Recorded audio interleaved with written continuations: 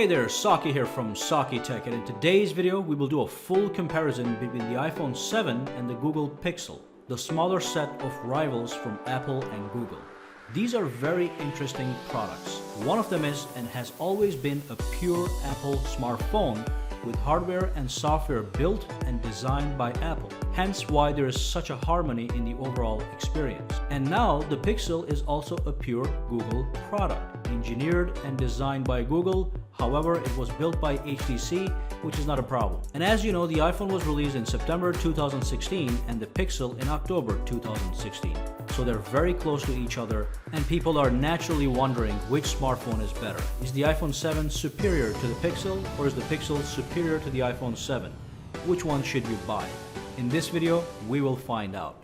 Let's dive in and do a full and complete comparison of every aspect of these phones. Let's start off with the build and design. These phones look a little alike, but that's a good thing because it is a good design template. The iPhone is a gorgeous looking phone packed in a solid aluminum unibody. It has a smooth, continuous form and a premium feel, which is a staple of Apple products. Nothing less is to be expected. The Pixel offers a great build and premium feel as well. It has chamfered edges and a two-tone finish on the back panel that looks fancy. It is a unibody aluminum casing, but on the back side, the top part has a glass shade which houses the fingerprint sensor and the camera. The camera does not protrude, which is a great thing. Now, I must say that I prefer the continuous form of the iPhone over the Pixel. Pixel doesn't seem quite as refined to look at as the iPhone. As a matter of fact, it actually feels rather pixelated. But you may of course have a different opinion, as this is a very subjective territory. You can let me know which one you like down in the comments. So the iPhone sports two stereo speakers and produces the superior sound of the two, while the Pixel has one speaker at the bottom which is loud but not quite on par with the iPhone. As a counterattack, the Pixel has a headphone jack on the top, which will make many people happy. On the front of water resistance, the Pixel suffers a blow. The iPhone has IP67 grade water resistance, which protects it from water splashes and accidental water submersion. But the Pixel has no water protection at all. So in this category, iPhone has a slight lead thanks to water resistance. The build quality on both is of equal worth, but the design choice is up to your personal preference. So let's move on to the processor, memory, and storage option. The iPhone 7 comes with an A10 Fusion processor clocked at 2.34 GHz and 2 GB of RAM, while the Google Pixel comes with a Snapdragon 821 processor clocked at 2.15 GHz and 4 GB of RAM. As for storage, the iPhone can be acquired in 32 GB, 128 GB, or 256 GB options, while the Pixel can be acquired in 32 GB or 128 GB. There is something that the Pixel offers that the iPhone simply cannot match. All Pixel owners get unlimited cloud storage for their photos and videos. So anytime you take a picture, you can choose to upload it to cloud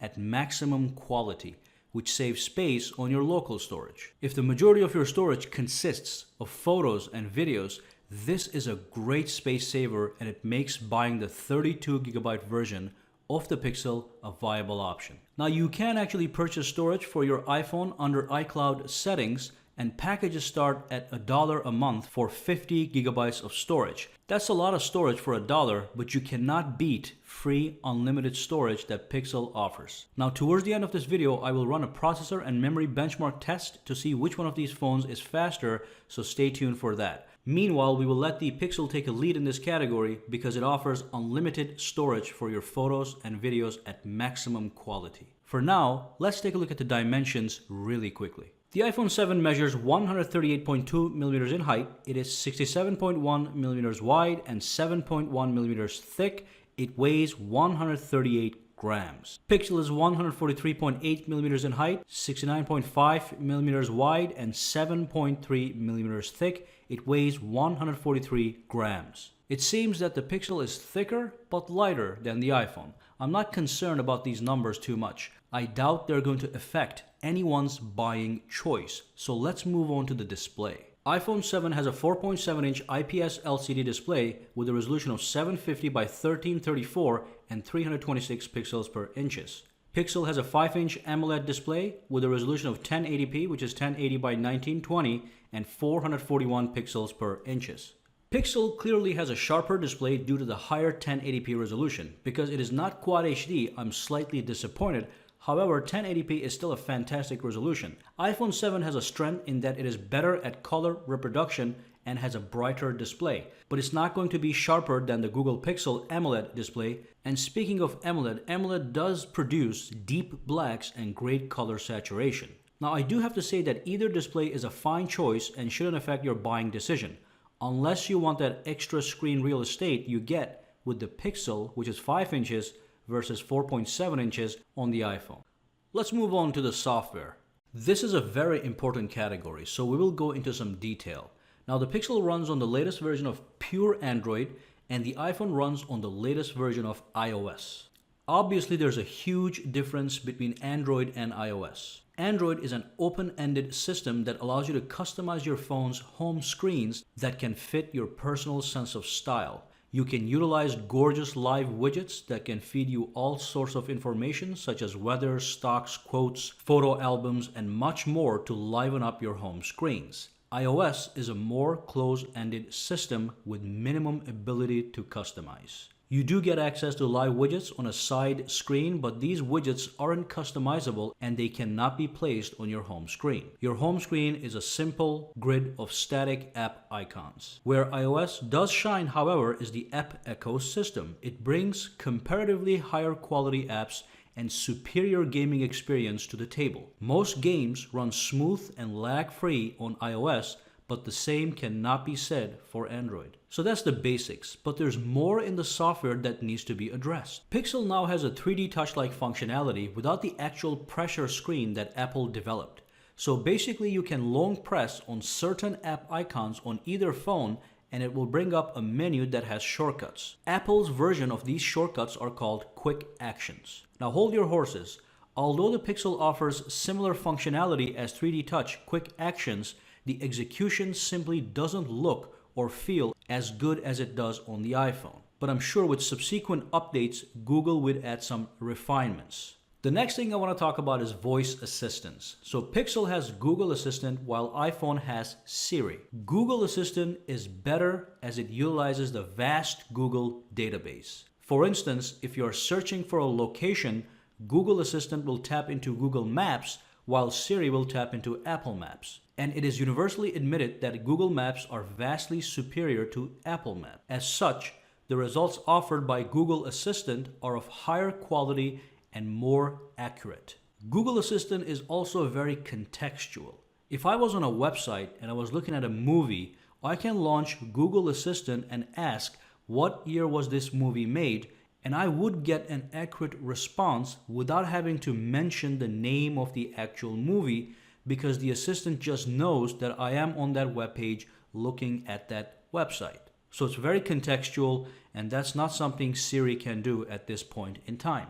Additionally, Google Pixel also natively supports split screen multitasking that allows you to run two applications at the same time, which is a great productivity tool, which I don't think I'll ever see on the iPhone. So it's clear that the Pixel has more diversity on the software end, but remember iPhone's strengths too. It has more consistent uniformity in overall user experience, as well as better app and gaming ecosystem. Now we will talk more about the software towards the end. For now, let's look at another very important category, the camera. So let's take a look at the facts. The Google Pixel sports a 12.3 megapixel rear-facing camera with an aperture of f2.0, and the iPhone 7 has a 12 megapixel camera with an aperture of f1.8.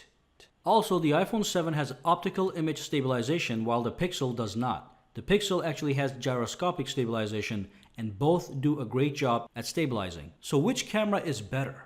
That's really hard to answer, because both of these cameras produce absolutely stunning photos, whether it is in bright daylight or in low light conditions. I'm going to simply tell you that it won't matter which phone you pick, because either way you get stunning results. I can sit here and go into some details and compare every nook and cranny, but this is not necessary, because most consumers that form the majority of buyers of these phones are not as picky as some of the more detail-oriented users. And even detail-oriented users are going to have a hard time distinguishing which phone camera is better. I'm actually quite impressed the Google Pixel was able to create a camera this good that it can actually go head-to-head with the iPhone and even the Samsung Galaxy S7. These are some of the best cameras on the market. Now, as for video recording, both phones can record 1080p at 30 or 60 frames per second, as well as 4K at 30 frames per second. You can also shoot super slow motion video at 720p at 240 frames per second. Or if you want, 1080p at 120 frames per second with either phone. These are some very pleasing numbers. On the front, we have a 7 megapixel camera for the iPhone 7 and 8 megapixels for the Pixel. Now, selfies using the Pixel are actually sharper, but overall, both front cameras do a great job of video conferencing and picture taking. So, the big question, should you make a decision on which phone to buy based on the camera quality?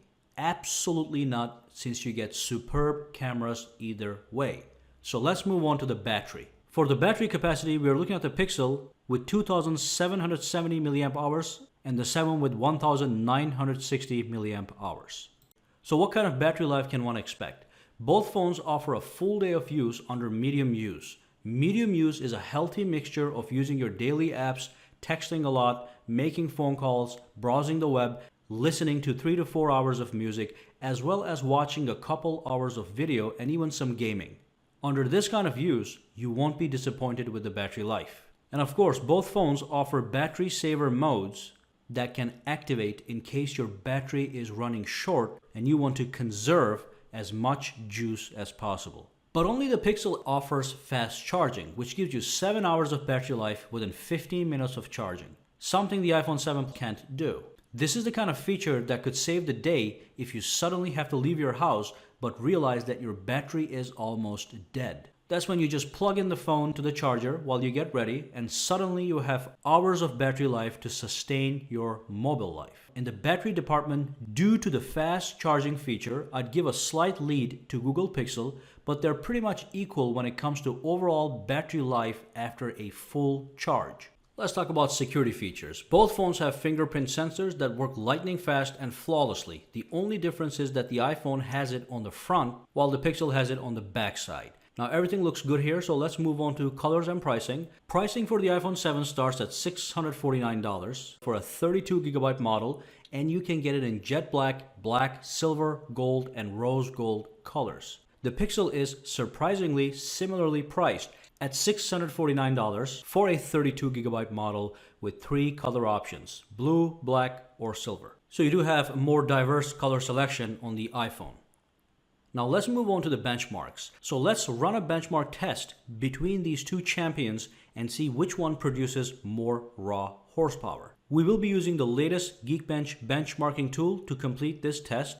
So let's quickly kill all the background tasks and launch Geekbench on both phones. And of course, I will fast forward the results all the way to the end so we don't waste several minutes staring at the screen. Now, as you can see, the iPhone 7 has a significant lead over the Pixel in the single-core performance. It's more than twice as fast, and on the multi-core performance, the lead is still significant, but overall, it's very clear that the iPhone has more raw horsepower. And now it is time for a conclusion. Let's crunch all the information together and draw a conclusion. Now, first and foremost, let's do a thought experiment and forget about the software, meaning forget about Android and iOS for just a little bit. When we do that, both these phones seem pretty amazing for all tasks one can expect from a smartphone. They will both give you superb call quality, full day of battery life with medium use, fantastic cameras, which is very important. You will get fast and snappy operation across the board, whether you're browsing the web, texting, watching movies, using the calendar, configuring various settings, and all kinds of daily tasks we can do on our smartphones. A few things that Pixel does better are that it has a sharper display and has a headphone jack. But the iPhone has IP67 water resistance, 3D touch, and has dual stereo speakers. So you get a feature here and then you miss a feature there. I want to also re-emphasize that the camera experience will be wonderful on either phone, so no worries there. Now let's end the thought experiment and reintroduce Android and iOS back into the picture and it becomes evident that software is what emerges as the primary decision maker. If you want a smoothly functioning system with the best apps and superior gaming experience at the cost of losing personalization, then iPhone is the way to go. If you want customization and personalization, and in the case of Pixel, if you want a better voice assistant, you should go for the Pixel. Google Assistant is better than Siri. And of course, you still get access to millions of apps, but the gaming and app quality is simply not as good as the iPhone. And apps are important. So really, if you are a generalist, you can pick either phone based on some feature that appeals to you. But if you're a specialist, you have to be very careful about the kind of software experience you choose. So I can't really pick a winner for you. The days where things were clear-cut are gone. Phones have moved into different directions, and each direction has been refined and refined until near perfection. So what you have here is two fantastic phones to choose from, and it must be chosen based on software desires. And that's it, my friends. Make sure you follow me on Instagram, Twitter, Facebook. Links are down below, and of course, subscribe to sakitech and give this video a thumbs up. Have a fantastic day.